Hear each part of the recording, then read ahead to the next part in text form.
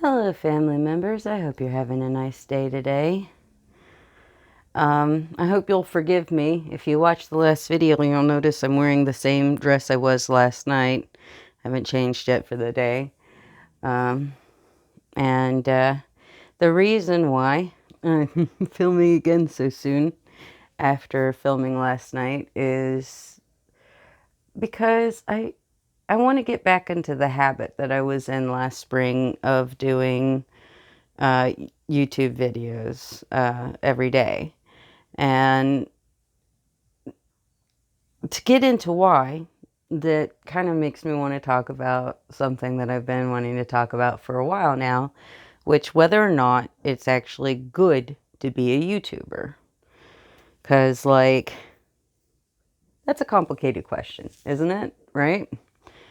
Um, I don't know why it is, but it seems like recently I've been getting a lot more insight into other parts of YouTube that I hadn't really paid much attention to before.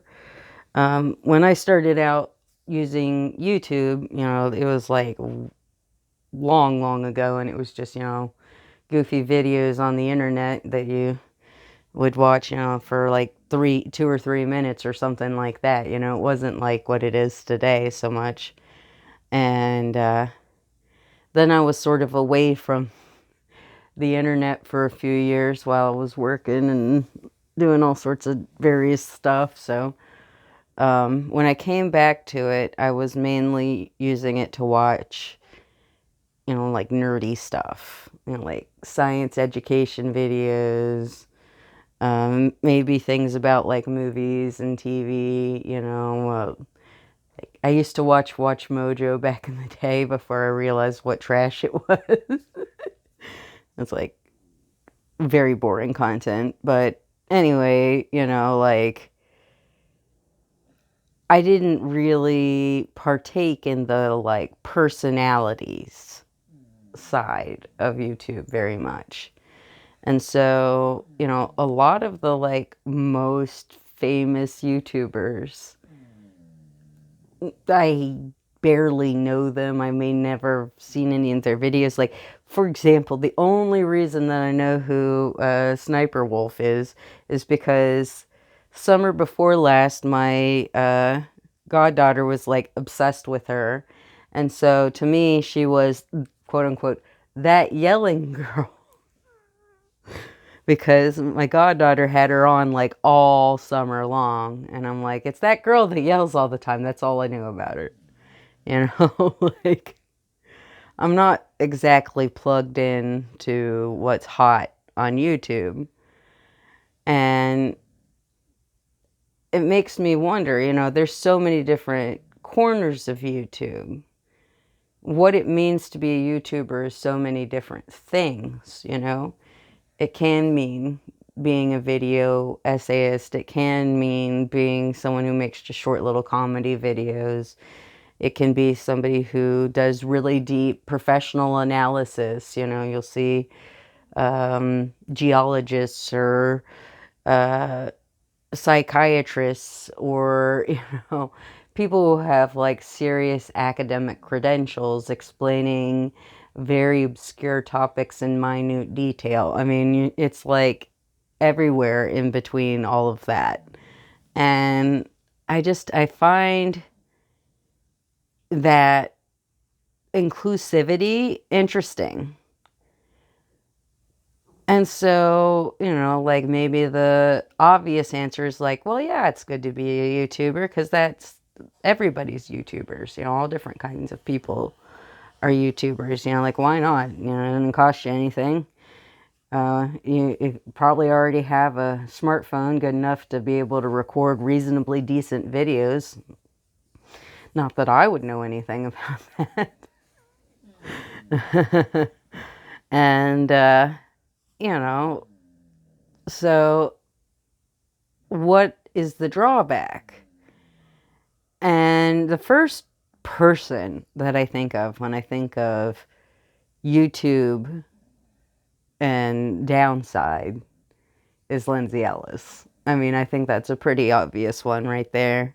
It's somebody who became famous on YouTube and then was essentially chased off of Twitter and YouTube by assholes because that spotlight that she got put on herself, I think meant always that at some point there were people who were going to try to push her down. You know, there are always people that try to push female anything down, you know. And when you're a creator who has limited resources, because as successful as Lindsay Ellis was and is, you know, she's not like millionaire, billionaire, you know, she's not like the elite class. She doesn't have, you know, access to bodyguards and, you know, probably can't easily just change addresses if she gets doxxed and lawyers and all that stuff, you know? And that's the downside of YouTube being such a wild west in a way, is that there isn't protections for us like there would be for like traditional legacy media. And so, like, for example, the whole situation going on with CoffeeZilla being sued by Logan Paul for, you know, basically just reporting on him, you know, doing what a journalist does. And, you know, the whole situation is just really, really frustrating. You know, I can't even imagine how frustrating it's got to be for CoffeeZilla himself, because, like, not only is he being sued over something that's just ridiculous for him to be sued for, and is obviously just an attempt to silence him using a loophole to get out of anti-slap laws, but, like, then he also has come out and said that his media insurance basically scammed him, you know, and isn't going to cover him, or is trying not to cover him in any way. And, you know, like, if he worked for a large corporation, do you think that would have happened? Do you think that a media insurance company wouldn't have caught that the contract was basically a scam, because they would have had high-priced lawyers look through it, or maybe even written the contract they wanted themselves? I mean, like, the fact of the matter is, if he had more clout, who knows if he would be in that situation, you know? And, you know, it would be unfortunate for CoffeeZilla to get sued, but it wouldn't be the same as, like, when you don't know how you're going to fund your legal costs, because you don't have the insurance necessarily to cover it, you know? And so there are risks in becoming a YouTuber, but I mean, what are the odds that the average person joining YouTube is ever going to be, you know, as well known or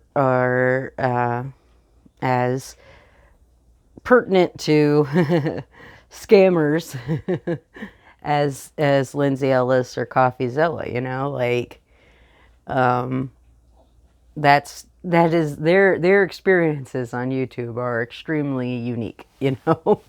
Like, almost irreplicable, you know, really. And so, what about for the average YouTuber? And here's where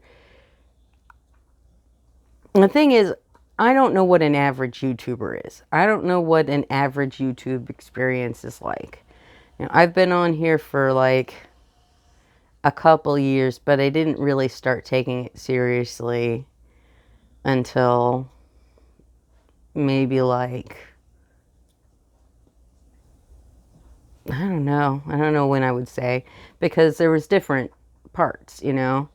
But I think that when I started doing the daily videos last spring, that's when I started really kind of taking it more seriously, because, you know, that's when I actually saw some subscriber growth, and my view counts would go up, and, you know, and the fact of the matter is, I think that doing daily videos kind of gave me the ability to let go of what the view count was for any one particular video, and not feel discouraged if a particular video didn't do as well as others, you know?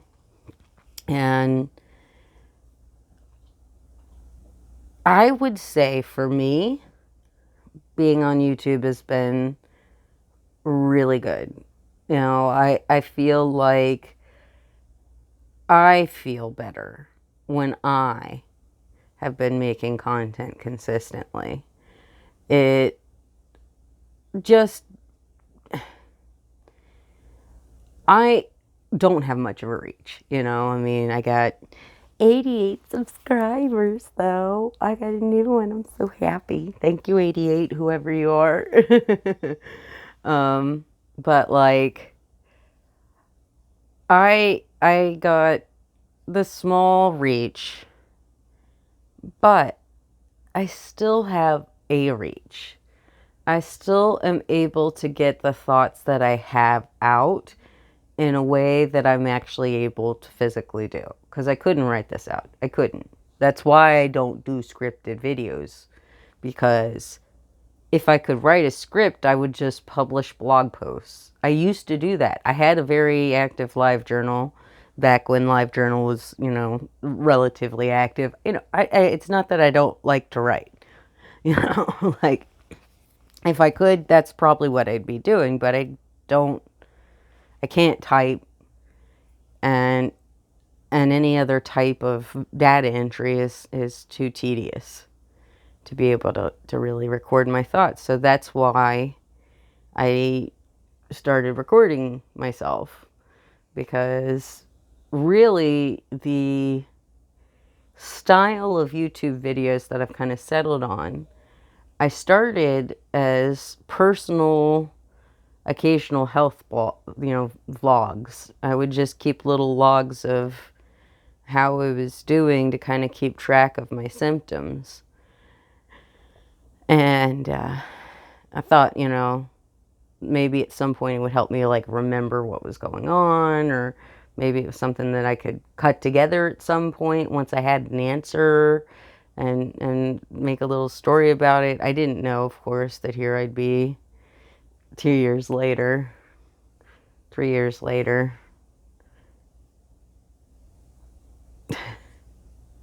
And my whole life turned upside down, you know. But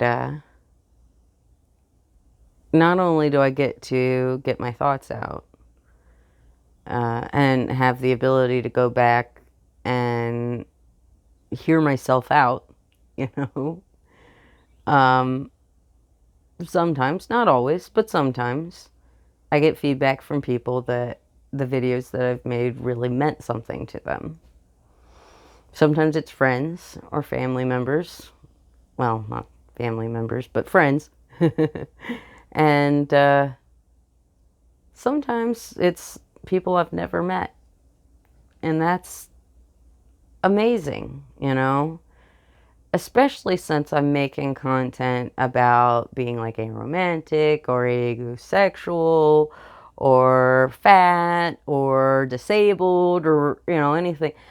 I get the opportunity to find people who are like me, who feel marginalized, overlooked, alone, and help them feel seen, even for a little bit.